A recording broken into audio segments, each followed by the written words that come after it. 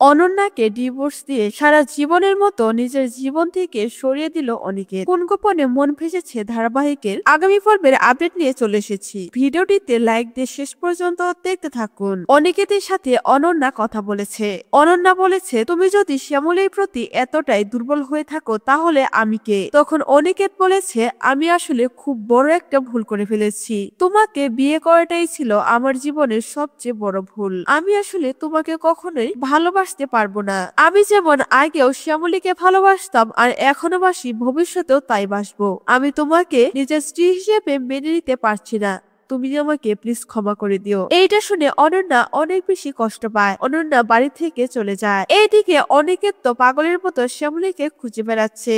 শ্যামলীকে কোথাও খুঁজে পাচ্ছে না। তাই অনিকেতের মা অনিকেতকে বলে, তুই শ্যামলীকে আর খুঁজতে যাস না। তুই অনন্যাকে বাপের বাড়ি থেকে নিয়ে আয়। বাপের বাড়ি থেকে নিয়ে এসে আবার তোর জীবনটাকে নতুন করে সাজা। শ্যামলীকে তুই ভুলে যা। অনিকেতের মা অনিকেতের কাছে বারবার একই কথা বলতে থাকে।